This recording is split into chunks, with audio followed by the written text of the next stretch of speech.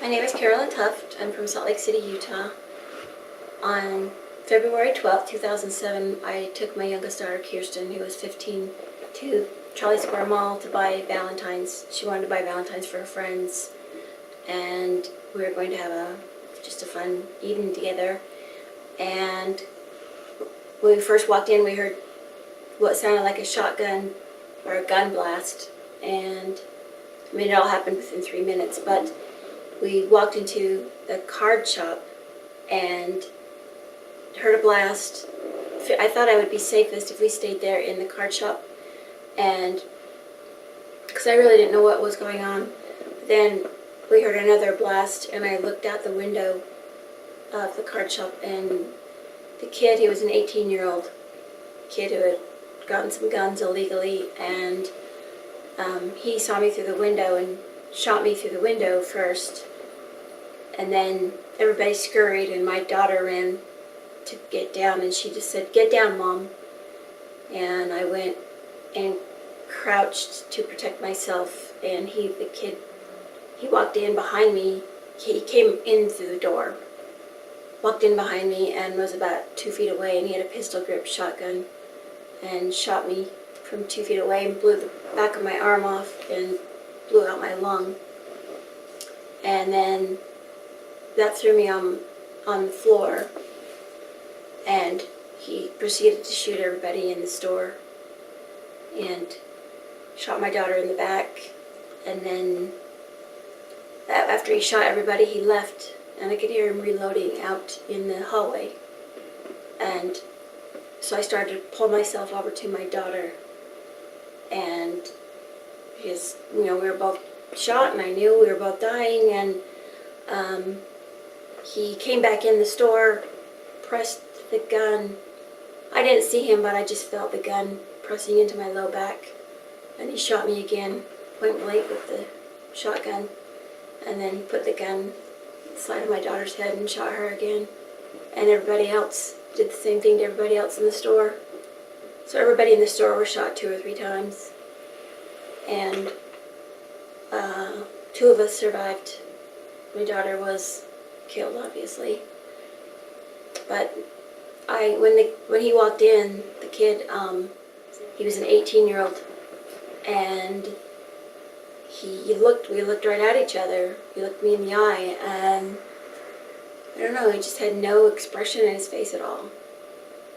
And I don't know, I just don't know how somebody can look at people in the eye and then shoot them, try to kill them. But he did, and he obtained the gun illegally because he was 18 at the time, and a pistol grip shotgun is, you can't sell it to anybody under 21. It's actually not, you can't use it for hunting because of the pistol grip. It's designed for military use. It's designed for killing people. And he was out to kill as many people as he possibly could. I think he had 190 rounds of ammo in his backpack. And the pawn shop knew that he was too young, and they knew that everything about the sale was illegal, but they sold it to him anyway just for the profit. So, and the other gun he bought from just another kid. So that's why I'm trying to stop those loopholes, because so many guns are being passed hand to hand that are getting in dangerous hands. If we had some legislation and close those loopholes, it would stop a lot of that. But yeah, he obtained it illegally, and he was not a U.S. citizen, which was another reason it was illegal. And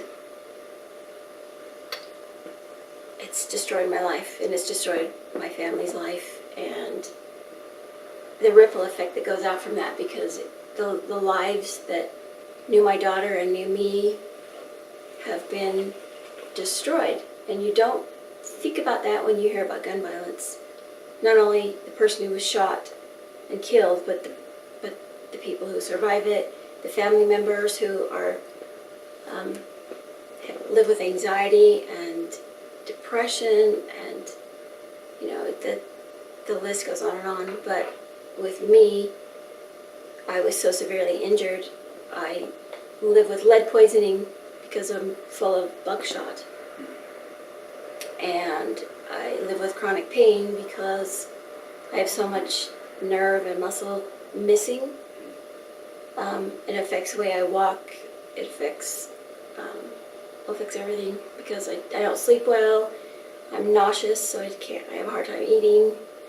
I live on handfuls of pain medication every day. I lost my business, I lost my house, I lost my daughter, I lost my health. I lost basically who I was and everything, my life.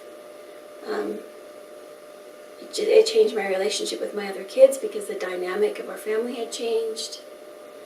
And they were so broken that it just changed us as people, our relationships towards each other and being able to talk to each other. Everything about it changed our family. And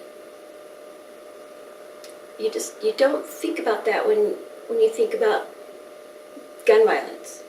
How many lives it destroys and how far it devastates their lives. It's 10 years out and I'm still going through surgeries. I'm still going through, chronic pain clinics and all these different trials of how to deal with the pain. I think about suicide every day. I'm living in poverty because I lost my business, and so I had to fight for 7 years to get disability, which I was denied 3 times, so I had to go to the judge and jump all through those loopholes, and I finally got it, but I'm living on $400 a month, and it's not enough. So, I struggle with just surviving every day. Not only financially, but emotionally, physically.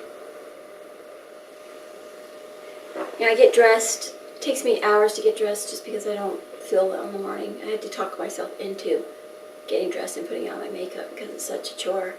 But when I'm dressed, people think I'm fine. I go out and people say, "Oh, you look like you're feeling better.